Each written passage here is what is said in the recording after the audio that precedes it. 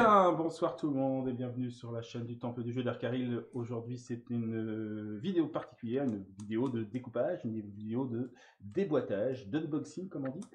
Et je suis très content d'avoir reçu ce paquet, ce colis qui me vient d'un de mes viewers, une personne qui me suit sur la chaîne, qui s'appelle JB Master et qui a eu la très bonne idée de m'envoyer ce colis et me faire une petite fleur en me permettant de récupérer ce jeu et de renouer avec les premiers amours de la chaîne. Et donc voilà, j'ai reçu ça ce matin, ce colis gigantesque. Et grâce à ça, eh bien, on va pouvoir replonger dans le passé de notre début de la chaîne YouTube. Hop. Et donc, je vais ouvrir ça évidemment pour qu'on découvre ensemble ce que c'est.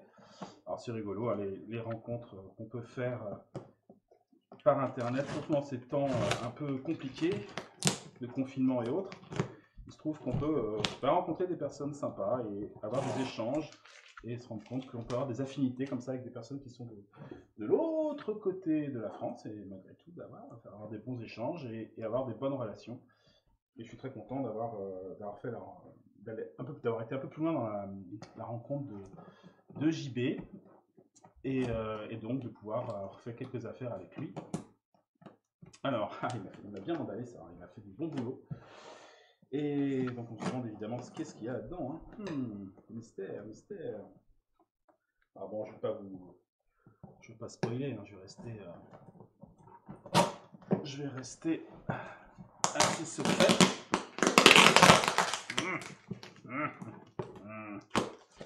Hop. Alors, voyons un peu ce qui va se profiler ici et ce qui va sans doute faire une petite apparition à un moment ou à un autre sur la chaîne, ne serait-ce que pour remercier JB de ce qu'il nous a apporté. Donc là, c'est ce qu'on voit, on voit de la figurine à monter. Déjà, ça devrait être un indice pour vous. Assez grosse, hein, la figurine. Ouais, elle tient en trois plaques. Mais qu'est-ce que c'est que ça? Et là, on va en savoir beaucoup plus en regardant cette boîte, qui est aussi très bien emballée. Génial. Alors, rien à dire. On a vraiment quelque chose de nickel, de très bonne qualité au niveau de l'envoi. D'ailleurs, cette boîte, elle est sous cello. Et on voit tout de suite de quoi il retourne. C'est Forbidden Fortress. Donc c'est le standalone de Shadows of Brimstone qui se passe dans l'Orient, dans un Orient médiéval fantastique. Et donc ça c'est une des extensions qui est disponible pour le jeu. Et donc et ben voilà, j'adore l'univers médiéval oriental. J'ai plusieurs jeux dans cet univers-là et celui-là, évidemment, je le lorgnais depuis très longtemps.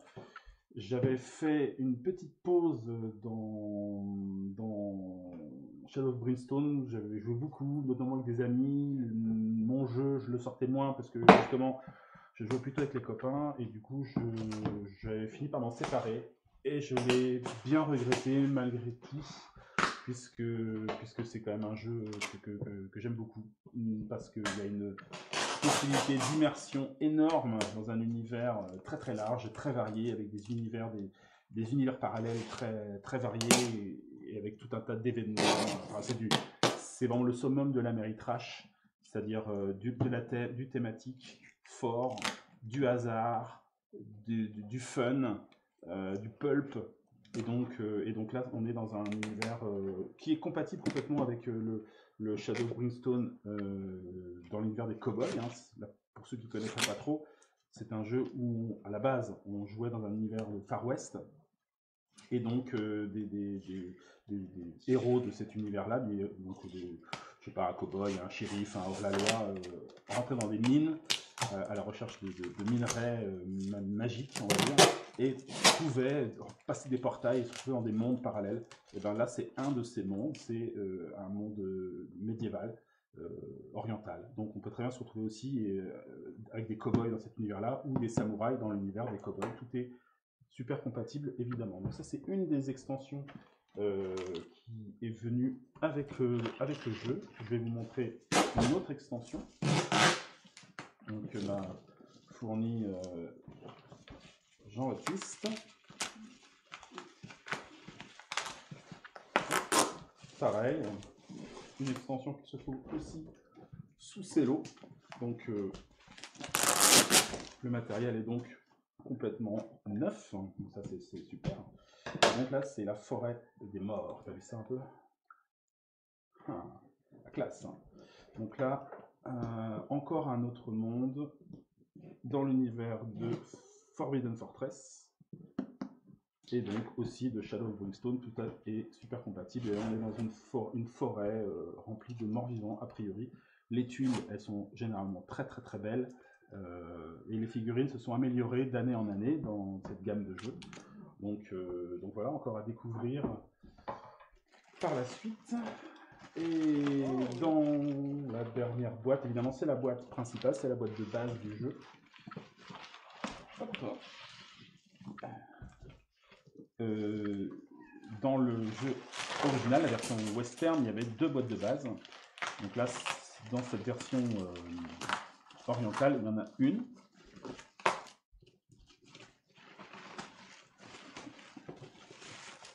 Et hop. Voilà. Voici la boîte qui est splendide, la boîte de Forbidden Fortress qui est bien lourde parce que je pense qu'il a mis pas mal de choses à l'intérieur. Hop, celle-là, elle est ouverte. Et donc, alors il y a tout un tas d'ennemis aussi qui sont, je pense, qui proviennent du KS, qui sont dedans. Des cartes, évidemment. C'est un jeu avec beaucoup de cartes. Tout a l'air d'être bien rentré. Hop. Impeccable. Tout est là. Tout est à monter, évidemment. Ça demande un petit peu de boulot. Là, il y a d'ailleurs des plans de montage. Les livres de règles et les livres de scénario. Ah. Hop. Voilà, donc ça c'est un livre d'aventure. Qu'est-ce que tu fais avec le chat? Laisse-le tranquille. Hop. Ça, on va prendre le temps de relire ça, de regarder ça de près. Évidemment, le livre de règles, les cartes des scénarios et des ennemis packs qui sont en plus, les monstres en plus. Donc là c'est le dragon qu'on a vu tout à l'heure là, la première figurine qui était à monter, l'énorme dragon, et tout un tas d'autres ennemis. Et voilà.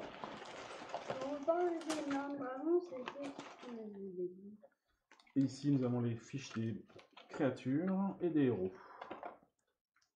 Donc on peut jouer tout un tas de héros évidemment. Dans la boîte de base il doit en avoir 4 je crois, c'est ça. Donc l'assassin, le samouraï, la sorcière et le moine. Il y en a d'autres dans les extensions. Et voilà, donc grâce à tout ça, je vais prendre plaisir à me replonger dans le jeu Shadows of Brimstone, plus particulièrement dans la Forbidden Fortress, la forteresse interdite. Et puis, eh ben, normalement, si tout va bien, je devrais récupérer aussi le jeu original, et peut-être essayer de mixer tout ça, en tout cas m'amuser avec tout ça. Et voilà. Ah, il y a des petites choses aussi là. Des petites choses que je vais prendre le temps de regarder. Et... Donc, un petit focus sur cette pièce-là, donc, hein, qui donc m'a été gracieusement laissée par Jean-Baptiste, JB Master 007, hein, pour qui je dois donc l'envoi de ce jeu. C'est une petite pièce fabriquée en impression 3D et qui sont pour mettre les petits marqueurs de points de vie du jeu. Donc c'est un porte-jeton, ma foi bien pratique. Hein, donc bah voilà, que je pourrais utiliser. Ça me permet d'avoir ça au lieu d'avoir ça en vrac sur la table ou dans un bol. Ben voilà, il y a un petit support exprès qui permet aussi avec un petit couvercle pour le rangé. Donc voilà, mais merci beaucoup pour ce petit apport, ce petit pimpage du jeu. Voilà, et puis sinon, je voulais juste jeter un petit coup d'œil vite fait sur les cartes aussi. Je vais pas faire un vrai, vous avez bien vu, hein, c'est pas un vrai déballage du jeu, mais enfin bon, ça donne une petite idée un peu des cartes qu'il y a. Donc ça, ce sont les cartes de menace pour le dragon élémentaire. Voilà, il y a 2 bleus, donc 2 épiques, une high, donc on peut rencontrer aussi le dragon sur des menaces hautes, médium. Voilà. Ça, ce sont des marqueurs de brûlure, donc ça c'est pour expliquer comment ça fonctionne. Bon, il y a tout un tas de petites choses, hein. Qu'est-ce qu'on a d'autre ici? Là, on a les traits du dragon. Bon, ça c'est pour des règles spécifiques pour le dragon. Alors, ça peut être un dragon de feu, un dragon de vent, un dragon d'eau, sympa ça. Un dragon du void, carrément. Alors, la question, c'est voilà, de quelle couleur on va le peindre. Parce que, évidemment, je ne vais pas avoir 1, 2, 3, 4 et 5 dragons différents. Hein. Magie du dragon. D'accord, donc c'est bien, il y a plein de petites règles spécifiques au dragon, ça c'est cool. Alors, ils sont spécialisés là-dedans. Hein. Nos amis de Flying Frog. Les artefacts qui sont, je pense, en lien avec le dragon aussi, et des rencontres spécifiques au dragon, ainsi que des cartes Darkness. Voilà, donc c'était la petite pochette spéciale au dragon, avec son souffle et tout ça. Hop. Le dragon, il va falloir un petit peu de temps pour le monter. Hop. Sinon ici, ça c'est un autre ennemi donc, que j'ai maintenant. Il va falloir que je monte la figurine aussi, c'est une sorte de femme araignée, avec tout un tas de choses aussi. Voici des menaces épiques. Ah, elle, c'est que des menaces épiques. Après, c'est des marqueurs de web. Web, elle a ses propres pouvoirs. Bon, on découvrira ça petit à petit. Hein. Et ça, ce sont des rencontres, sans doute spécifiques aussi à cette créature. Alors, le jeu foisonne évidemment de cartes diverses et variées, avec tout un tas de règles et d'événements et de choses qui agrémentent la partie, qui permettent de nous transporter dans des aventures. Alors, les marqueurs de saignement, ça c'est des choses que je ne connaissais pas. Les grits, ça on connaît. Enfin, pour ceux qui, c'est des jetons qui permettent de faire des relances dans le jeu. Voilà, différents tokens. Des éléments de décor. Des corps. Des barrières. Bon, ça on va découvrir petit à petit dans le jeu. Hein. Donc ça c'est des éléments de... On va dire c'est des soutiens de règles, hein, des petits éléments pour donner des... éviter d'aller consulter, les règles du jeu. Après évidemment, pour ceux qui connaissent le jeu, on a les équipements de départ. C'est pour les héros de la boîte de base. On a le deck de cartes pour le monde spécial qui va avec ce jeu. C'est une sorte d'intérieur d'une créature géante. Donc on est ouais, je sais pas, dans les intestins, ou dans les veines, voilà, on se déplace à l'intérieur du corps, c'est assez ragoûtant. Menace d'un autre monde, donc ça ce sont les différentes créatures qu'on peut rencontrer justement dans le ventre de la bête. C'est ce monde particulier qui va avec ce jeu. Alors, il y a tout un tas de trucs, des artefacts, des rencontres. Bon, voilà. Donc vous voyez qu'il y a tout un tas de cartes. Ici, les items personnels, qui sont des cartes, chaque héros en possède une. ça le personnalise. Voilà, c'est son objet à lui. Ça nous permet aussi de nous raconter une petite histoire, de nous dire voilà d'où ça vient, pourquoi il a cet objet, pourquoi il est si précieux pour lui. Donc là, par exemple, c'est de l'encre d'un scribe. Voilà, là on a une lettre de l'empereur, un Family Crest, c'est un Crest, c'est pas un landau ou un truc comme ça. Crest, il me semble. Voilà, tout un tas d'objets. Ça, ce sont les maps, là, le deck des cartes du palais. Donc là, ce sont les différents lieux qu'on tire pour savoir où on va dans le palais. Les cartes rencontres. Après, j'imagine les cartes équipement. Voilà.